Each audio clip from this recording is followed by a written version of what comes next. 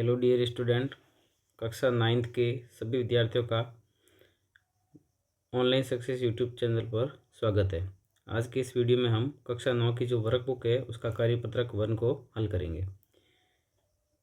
इस कार्यपत्रक की जो विषय वस्तु है वो है संख्या पद्धति और अधिगम बिंदु है अभाज्य संख्या, गुणनखंड एवं अभाज्य गुणनखंड। अधिगम बिंदु का मतलब है इसमें हम कौन से बिंदु सीखेंगे। एक तो अभाज्य संख्या क्या होती है उसके बारे में हम सीखेंगे, दूसरा गुणनखंड और तीसरा अभाज्य गुणनखंड के बारे में। तो उसको शुरू करने से पहले आपसे एक छोटी सी रिक्वेस्ट रहेगी, यदि आपने चैनल को सब्सक्राइब नहीं किया तो सब्सक्राइब जरूर करें। सबसे पहले हम देखेंगे अभाज्य संख्याएं क्या होती है। अभाज्य संख्या किसको कहते हैं? वे संख्याएं जिनके केवल दो गुणनखंड हो, एक और स्वयं, वह संख्या ही होती है। ऐसी संख्या जिसके केवल कितने होने चाहिए? दो गुणनखंड, एक तो एक होगा और एक वो स्वयं संख्या होगी। अर्थात इसकी परिभाषा आप ये भी बोल सकते हो, ऐसी संख्या जिनमें केवल एक व उसी संख्या का भाग जाए अभाज्य संख्या कहलाती है। केवल एक का भाग जाएगा और केवल उसी संख्या का भाग जाएगा, इस उसे क्या कहेंगे? अभाज्य संख्या। जैसे 2, 3, 5, 7, 11, 13, 17 इत्यादि। ध्यान रखना, एक अभाज्य संख्या नहीं है। अब ये परिभाषा देख ली। अब इसका ऊपर आधारित जो प्रश्न है वो हम हल करते हैं। पहला प्रश्न हमारे सामने है, क्या 49 एक अभाज्य संख्या है? तो 49 एक अभाज्य संख्या है क्या? अभाज्य संख्या क्या होती है? जिसके केवल दो ही गुणनखंड हो, जबकि 49 के गुणनखंड एक भी है, 7 भी है और 49 भी है। तो क्या ये है? तो अपन लिखेंगे नहीं। ठीक है, ये उत्तर हो गया इसका। यदि नहीं तो क्यों? कारण लिखना है। क्योंकि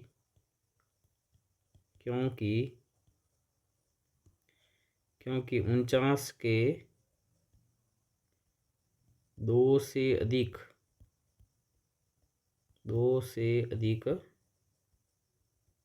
गुणनखंड,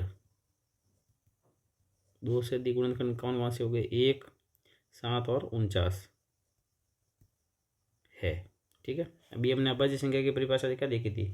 जिसके केवल क्या हो? दो ही गुणनखंड होने चाहिए, सिर्फ दो गुणनखंड होने चाहिए, जबकि यहाँ गुणनखंड कितने हो गए? 3 हो गए।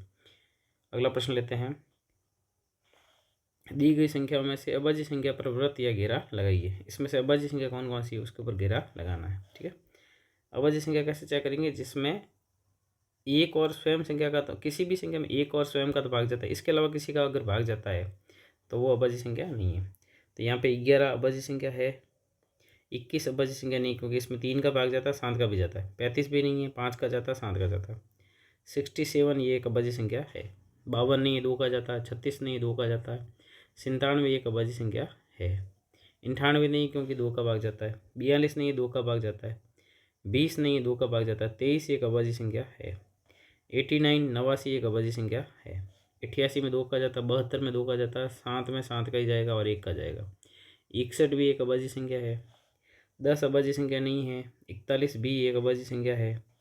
70 में 2 का जाता है, 5 का जाता है, 7 का जाता है, 10 का जाता है। 81 में 3 का जाता है। 92 में 2 का जाता है। 67 एक अभाज्य संख्या है। 79 भी एक अभाज्य संख्या है और 29 भी एक अभाज्य संख्या है। तो ये सभी अभाज्य संख्या है, इसका आपको ध्यान रखना। प्रश्न संख्या 3 है, 21 से 50 तक की संख्याओं में अभाज्य संख्याओं पर वृत्त या घेरा लगाइए। 21 से 50 तक संख्या लिखी हुई है, इसमें से अभाज्य संख्या कौन कौन सी वो देखनी है।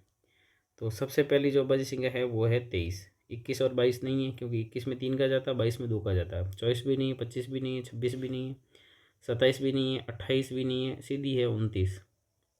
30 नहीं है। 31 एक अभाज्य संख्या है। 32 नहीं है, 2 का जाता है। 33 में 3 का जाता है। 34 में 2 का जाता है। 35 में 5 का जाता है। 36 में 2 का जाता है। 37 में 37 और 1 का ही जाता है। 37 एक अभाज्य संख्या है। 38 में 2 का जाता है। 39 में 3 का जाता है। 40 में 2 का जाता है। 41 एक अभाज्य संख्या है। 42 में 2 का जाता है। 43 में सिर्फ 43 का ही जाता है, 1 का और 43 का। 44 में 2 का जाता है। 45 में 5 का जाता है। 46 में 2 का जाता है। 47 में 47 और 1 का ही जाता है, इसलिए 47 का अभाज्य संख्या है। 48 में 2 का जाता है। 49 में 7 का जाता है। 50 में 2 का जाता है। तो ये अभाज्य संख्या आपको ध्यान रखनी है। अगला हमारा बिंदु है अभाज्य गुणनखंड। किसी भी संख्या के वे सारे गुणनखंड जिसमें केवल अभाज्य संख्या है अभाज्य गुणनखंड कहलाती है। अभाज्य गुणनखंड का मतलब है उसके जितने भी गुणनखंड है ना, वो केवल क्या होनी चाहिए? अभाज्य संख्या ही होनी चाहिए। ठीक है, जैसे 24 है, अब 24 के गुणनखंड यहाँ समझाई हुई है कैसे, देखो 24 को हम 2 गुणा 12 लिख सकते हैं, ठीक है, और 4 गुणा 6 भी लिख सकते हैं, और 3 गुणा 8 भी लिख सकते हैं। परंतु यहाँ 12 एक अभाज्य संख्या नहीं है। 12 को फिर इसमें आगे और लिखा है 2 × 2 × 6, फिर इसके और टुकड़े किए हमने 2 × 2, 6 के और टुकड़े करेंगे तो 2 × 2 × 3 हो जाएगा। तो ये सभी क्या है, अभाज्य संख्या है। इस प्रकार से ये हमारी क्या है, अभाज्य गुणनखंड है। तो 2 × 2 × 2, 2 × 2 × 2 और गुणा 3 अभाज्य गुण, ये गुणनखंड जो है 24 का अभाज्य गुणनखंड है, जिसमें 2 और 3 क्या है, अभाज्य संख्या है, ठीक है। जैसे 24 के मैं लिख लूँ 3 × 8, तो ये इसके अभाज्य गुणनखंड नहीं है, क्योंकि 8 अभाज्य संख्या नहीं है। अब इस पर आधारित प्रश्न लेते हैं। सही उत्तर कोष्टक में लिखिए 16 के अभाज्य गुणनखंड है।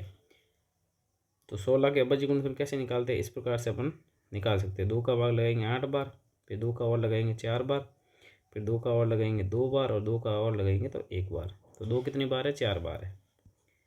तो इसका जो सही उत्तर है वो ऑप्शन नंबर स है। 56 के अभाज्य गुणनखंड, तो 56 में अपन देखो करके देख लेते हैं। 56 में सबसे पहले 2 का भाग जाएगा 28 बार, 2 का भाग जाएगा 14 बार, 2 का भाग जाएगा 7 बार, और 7 का भाग जाएगा 1 बार। तो 2 3 बार है और 7 1 बार है, तो स इसका सही उत्तर है। तीसरा प्रश्न है 70 के अभाज्य गुणनखंड है। तो 70 के अभाज्य गुणनखंड कर लेते हैं। सबसे पहले इसमें 2 का भाग जाएगा 35 बार, अब 3 का नहीं जाएगा, 5 का जाएगा 7 बार, और 7 का जाएगा 1 बार। तो 2 × 5 × 7, तो 2 × 5 × 7 इसका सही उत्तर है ब। वैसे देखो 5 × 14 भी 70 हो रहा है, परंतु 14 जो है अभाज्य संख्या नहीं है। अगला प्रश्न है मिलान कीजिए।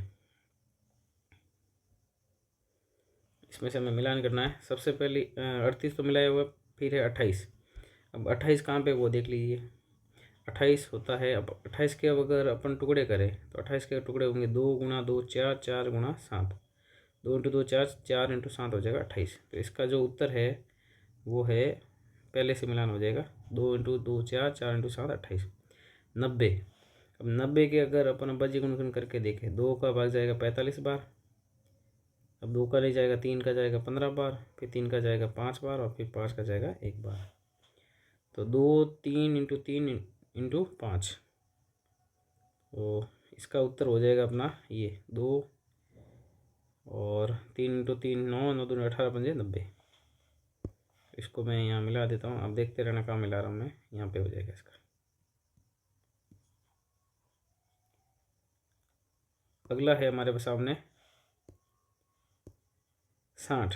60 के अभाज्य गुणनखंड करेंगे तो 60 में सबसे पहले भाग जाएगा 2 का 30 बार, फिर 2 का भाग जाएगा 15 बार, 15 में 3 का जाएगा 5 बार, और 5 में जाएगा 1 बार। तो 2 × 2 × 3 × 5 कहाँ पे वो देख लीजिए अपन। तो इसका उत्तर हो जाएगा यहाँ पे सेकंड नंबर। नेक्स्ट हम देखते हैं 54। 54 का हो जाएगा, इसके सामने ही है, 3 × 3 9, 9 3 27, 27 दूनी 54। तो इसका उत्तर सामने है इसके जस्ट। अगला है 91। 91 में होता है 13 7 91, तो 13 × 7 हो जाएगा 91। नेक्स्ट है 48। तो 16 7 16 3 48 होता है, तो 16 कब होता है, 2 की घात 4। तो इसका उत्तर हो जाएगा अपना ये, मैं मिला रहा हूँ, एक मिनट।